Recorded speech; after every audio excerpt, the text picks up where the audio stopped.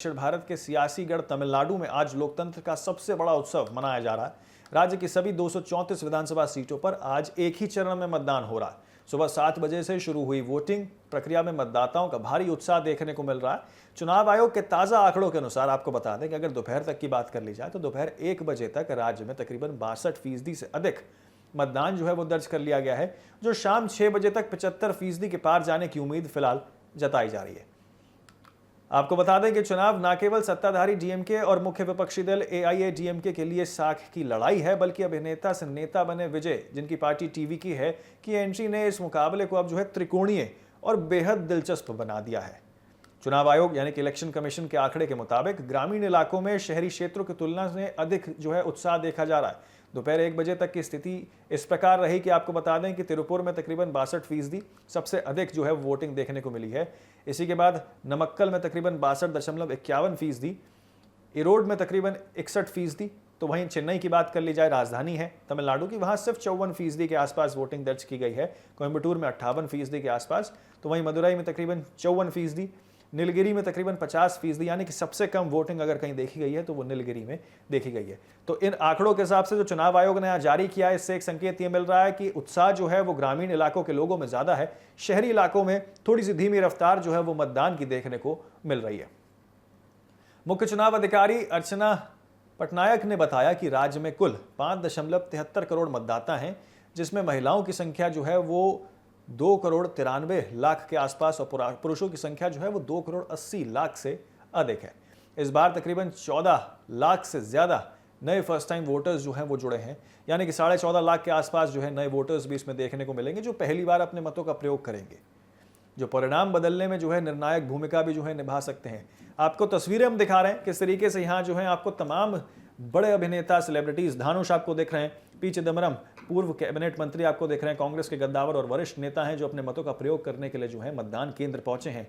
इन्हीं के साथ चाहे नेता हो चाहे अभिनेता हो, सभी जो है तमिलनाडु के अंदर अपने मतों का प्रयोग करते हुए नजर आए, अपने घरों से बाहर निकले और इस चुनाव के इस त्योहार को और अच्छे तरीके से संपन्न कराने में, सकुशल संपन्न कराने में एक बहुत बड़ी भूमिका सभी लोग यहाँ निभाते हुए नजर आ रहे हैं।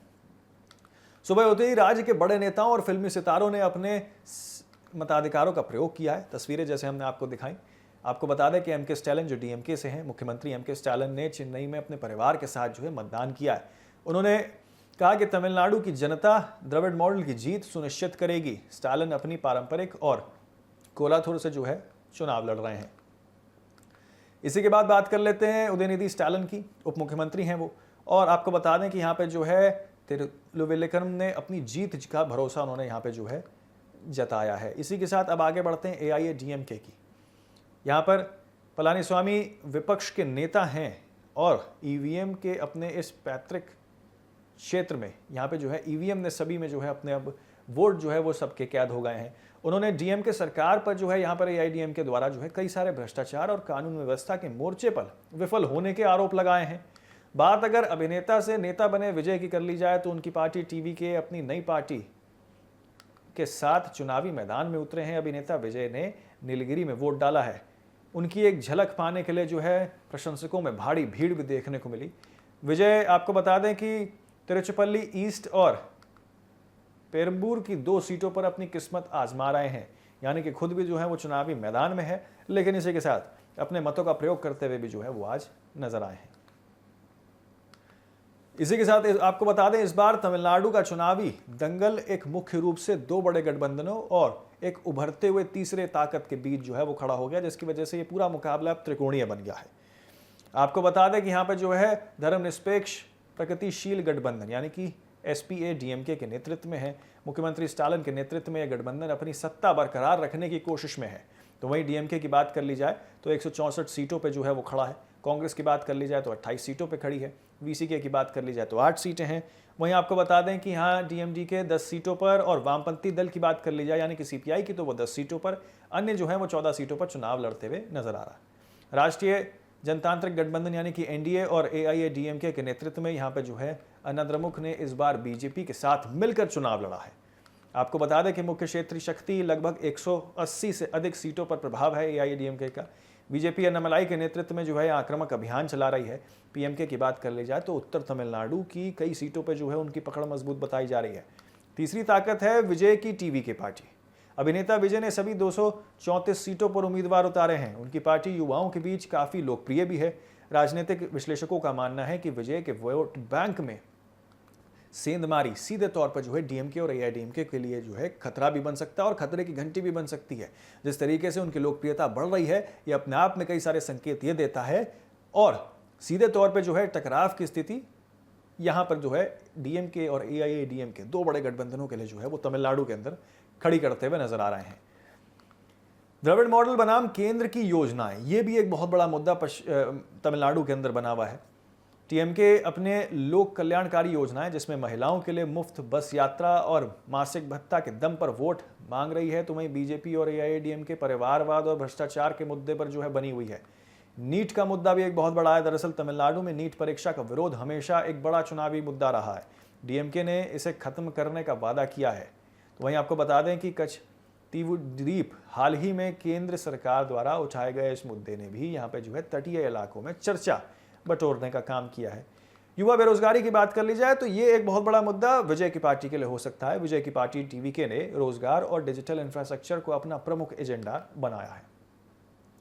तो चुनाव आयोग ने शांतिपूर्ण मतदान के लिए तकरीबन 1.5 लाख से अधिक सुरक्षा कर्मियों की तैनाती यहां पर की है।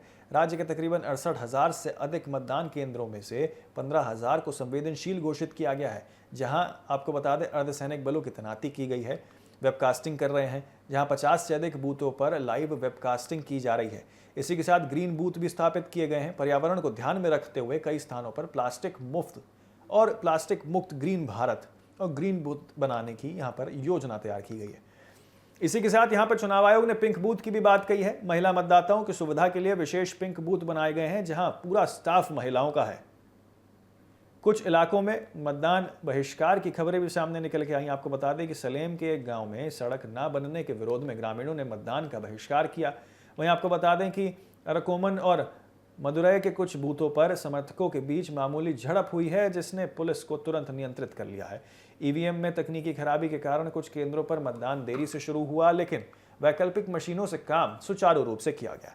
शाम 6 बजे तक की बात करें तो चलने वाले इस मतदान के बाद सभी ईवीएम्स को कड़ी सुरक्षा के बीच राज्य के 62 मतगणना केंद्रों पर ले जाया जाएगा। वोटिंग जो है आपको बता दें आज ही समाप्त हो जाएगी। शाम 6 बजे तक जो है वोटिंग की पूरी प्रक्रिया 23 अप्रैल यानी कि आज की तारीख को समाप्त हो जाएगी। एग्जिट पोल जो है वो शाम 7 बजे के लिए जो है बात शुरू हो जाएंगे और ये पता लग जाएगा कि आखिरकार 6 बजे के बाद 7 बजे से जब एग्जिट पोल आना शुरू होते हैं, आखिरकार किसकी तरफ जो है जनता का पूरा रुझान देखने को मिला। लेकिन बात कर ले जाए, क्योंकि देखिए यहाँ सिर्फ एक ही चरण में जो है चुनाव हो रहा है। आज ही जो है पूरा मतगणना जो है वो समाप्त हो जाएगी और ईवीएम में जो है सभी के मत जो है वो कैद हो जाएंगे, जिसके बाद 4 मई का मतगणना का सबको इंतजार रहेगा। तो तमिलनाडु की राजनीति हमेशा से जो है यहाँ पर आपको बता दें कि करुणानिधि और जयललिता जैसे दिग्गजों के इर्द गिर्द जो है वो रहती थी। आपको बता दें कि यहाँ करुणानिधि और जयललिता के बाद अब उनके जाने के बाद ये पहला बड़ा चुनाव है जहाँ स्टैलिन के सामने यहाँ पर ईपीएस के साथ साथ विजय जैसी नई चुनौती भी है। क्या स्टालिन की द्रविड़ीय गवर्नेंस जनता को फिर से जो है वो पसंद आएगी या फिर ईपीएस की वापसी होगी या फिर अभिनेता विजय कोई चमत्कार करेंगे? ये तो खैर आने वाले समय में पता लगेगा। इन सभी सवालों का जवाब 4 मई को जो मतपेटियां हैं उनके खुलने के बाद जो है वो सामने आ जाएगा। फिलहाल लेकिन आपको बता दें तमिलनाडु की जनता ने अपना फैसला जो है वो मशीनों में बंद करना शुरू कर दिया है और अब से कुछ ही देर बाद जो है यहाँ सारी वोटिंग की प्रक्रिया जो है वो समाप्त हो जाएगी, जिसके बाद स्थिति ये स्पष्ट हो जाएगी एग्जिट पोल में कि आखिरकार किसकी सरकार आने वाली है, किसको कितना प्रतिशत मत मिलने वाला है। और जैसा अनुमान लगाया जा रहा है कि देखिए शाम होते होते आंकड़ा 75% के आसपास पहुंच सकता है।